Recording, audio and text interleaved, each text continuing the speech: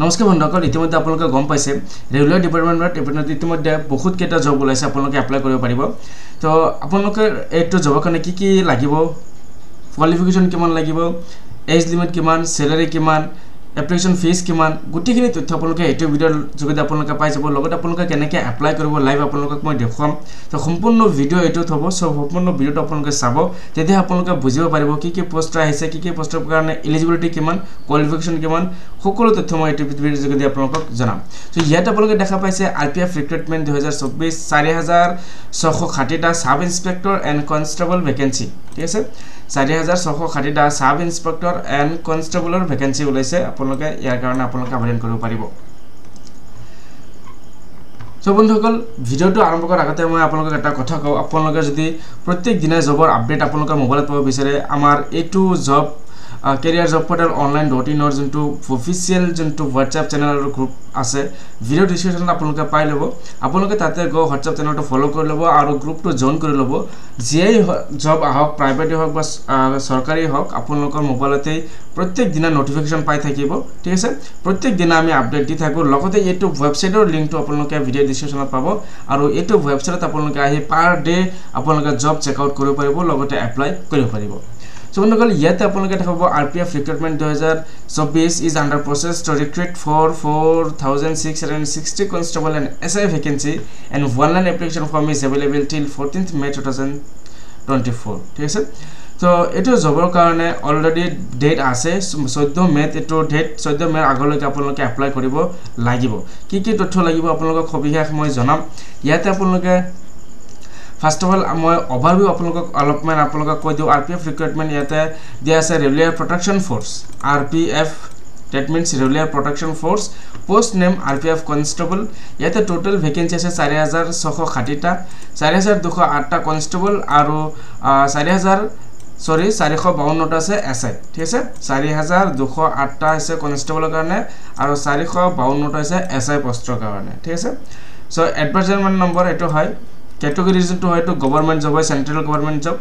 Online application dates 15th April to 14th. ঠিক আছে 15 এপ্ৰিল পৰা আৰম্ভ হৈ গৈছে আপোনালোকে 14 তাৰিখলৈকে আপোনালোকে লাষ্ট কৰিব লাগিব ঠিক আছে জব লোকেশন আপোনালোকে pan India selection process CBT PMT PST CBT computer base test so ইয়াতে আপোনালোকে গুটেকিটা টেষ্ট হ'ব documents base test physical test এই গুটেকিটা টেষ্ট হোৱাৰ পিছত আপোনালোকে সিলেকশন হ'ব সো ইম্পৰ্টেন্ট ডেটস আপোনালোকক মই জনাও অফিচিয়েল নোটিফিকেশন আহিছিল 14 তাৰিখে এপ্লিকেশন স্টাৰ্ট হৈছিল 15 এপ্ৰিলৰ পৰা আৰু লাষ্ট ডেট থাকিব 14 এপ্ৰিললৈকে ঠিক আছে ডেট মডিফিকেশন আপোনালোকৰ এপ্লিকেশন কাৰেকচনৰ কাৰণে সময় দিয়া হ'ব 15 মে to 24th মে 15 মে 15 তাৰিখৰ পৰা 24 তাৰিখলৈকে আপোনালোকক সময় দিয়া হ'ব এনি যদি আপোনালোকে ৰং কৰে কিবা ভুল হয় তেতিয়াহলে আপোনালোকে শুদ্ধ কৰি ল'ব পাৰিব এটো এপ্লিকেশন ফিস আপোনালোকে দেখা পাইছে ক্যাটেগৰি ওয়াইজ মই দি ৰাখিছো application fees general and OBC কাৰণে 500 schedule caste schedule tribe female ex service OBC কাৰণে 250 ঠিক আছে এটো এলিজিবিলিটি ক্ৰাইটেৰিয়া কি আছে এটো জবৰ কাৰণে আপোনালোকে এপ্লাই কৰিব পাৰিব নাই আপোনালোকৰ যোগ্যতা আছে না নাই so you must be looking for eligibility criteria for both post before applying আপোনালোকে এসআৰ আৰু কনষ্টেবল দুটাৰ কাৰণে you are right it is mandatory to insert that you are eligible for the SI or constable post before proceeding further the regular recruitment board has prescribed the age limit educational qualification physical measurement and national for that purpose now we'll go through the RPF eligibility for each post yate RPF eligibility junto ase you can check the details yate dia rakhise junto niki age limit ase age limit আপোনালোকৰ category wise ইয়াত দি ৰাখিছো age limit 18 পৰা 25 years পৰ্যন্ত qualification আপোনালোকৰ 10 pass ঠিক আছে 10 pass and equivalent 10 pass ৰ ওপৰত হায়াৰ সেকেন্ডাৰী মেট্ৰিক যি আছে আপোনালোকৰ মেট্ৰিকৰ ওপৰলৈকে আপোনালোক হ'ব লাগিব 10 pass or equivalent to SSLC from a recognized board ঠিক আছে হায়াৰ সেকেন্ডাৰী বা মেট্ৰিক দুটাৰ পৰা আপোনাৰ এটা হ'ব লাগিব ঠিক আছে তাৰপিছত আছে নেশনালিটি ইন্ডিয়ান হ'বই লাগিব তো আপোনালোকে জানেই ইয়াৰ পিছত আহো যোনটো নেকি আৰপিএফ এসআৰ কাৰণে ওপৰটো আছিল আপোনাৰ যোনটো আছিল আমাৰ কনষ্টেবলৰ কাৰণে এলিজিবিলিটি আৰু ইয়াতে আছে এসআৰ কাৰণে মিনিমাম এজ যোনটো আছে 21 পৰা 28 বছৰ পৰ্যন্ত আৰু কোৱালিফিকেশন লাগিব graduation from a recognized board university or institution in any stream ঠিক আছে আপোনালোকৰ গ্ৰেজুৱেচন হ'ব লাগিব আৰ্টস কমাৰ্চ সায়েন্স যিকোনো ষ্ট্ৰীম হ'লে হ'ল ঠিক আছে গভৰ্নমেন্ট ৰিকগনাইজড ইউনিভাৰ্সিটিৰ পৰা হ'ব লাগিব গ্ৰেজুৱেচন ঠিক আছে বন্ধুসকল সো ইয়াত আহো আপোনালোকৰ যোনটো নেকি RPF 24 constable and SI post ইয়াতে দিয়া আছে অলৰেডি মই জনাইছো আপোনালোকক 4 hours কনসেন্সি ভেকেন্সি ইয়াতে আছে RPF কনস্টেবলৰ কাৰণে আছে 4208টা আৰু আপোনাৰ যোনটো SI কাৰণে আছে 452টা পোষ্ট আছে তো সিলেকশন প্ৰসেস ইয়াতে সিলেকশন প্ৰসেস কাৰণে কম্পিউটাৰ বেসড টেষ্ট হ'ব CBT test phase 1 initial online exam হ'ব converting general awareness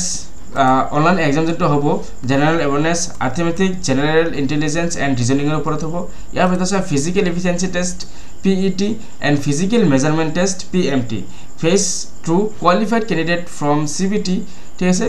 computer based টেষ্টত কোয়ালিফাইড হোৱাৰ লগে আন্ডাৰগো এক্টিভিটিজ লাইক ৰানিং তাৰপিছত আপোনালোকে ৰানিং কৰিব লাগিব জাম্পিং কৰিব লাগিব এন্ড হাই জাম্পিং কৰিব লাগিব physical standard and vary by post এখিনি হ'ব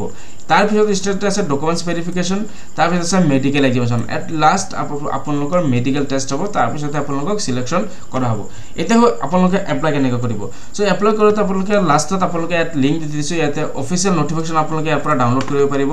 ঠিক আছে ইয়াতে অফিচিয়েল নোটিফিকেশন ডাউনলোড হিয়াৰ ইয়াতে গলে আপোনালোকে অফিচিয়েল নোটিফিকেশনটো আপোনালোকে ইয়াতে চাব পাৰিব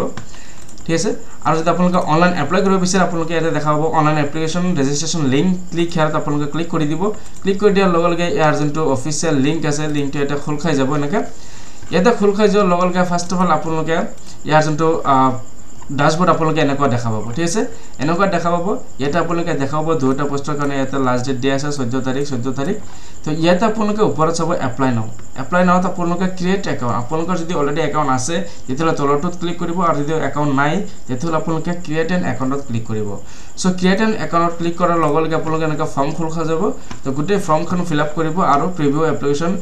কৰি আপোনালোকে গৈ থাকিব লাষ্টত কি আপোনালোকৰ সাবমিট বাটন আহিব সাবমিটত ক্লিক কৰি দিব আৰু ফিজটো পেমেন্ট কৰিব আপোনালোকৰ এপ্লিকেশনটো সাবমিট হৈ যাব আৰু যোন সকলে নতুন হয় আগত already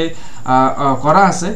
I already have an account তাতে আপোনালোকে ক্লিক কৰিব আৰু আপোনালোকৰ মোবাইল নাম্বাৰ বা ইমেইল আইডি দিব পাসওয়াৰ্ডটো দিব আৰু লগইন কৰি কিনে আপোনালোকে অনলাইন আবেদন কৰিব পাৰিব ঠিক আছে বন্ধুসকল সো আজি ভিডিওত এইখিনি আপোনালোকে এনেকুৱা নোটিফিকেশনৰ ভিডিও পাই থাকিবলৈ জবৰ ভিডিও পাই থাকিবলৈ মোৰ চেনেলটো সাবস্ক্ৰাইব কৰি ৰাখিব পাৰে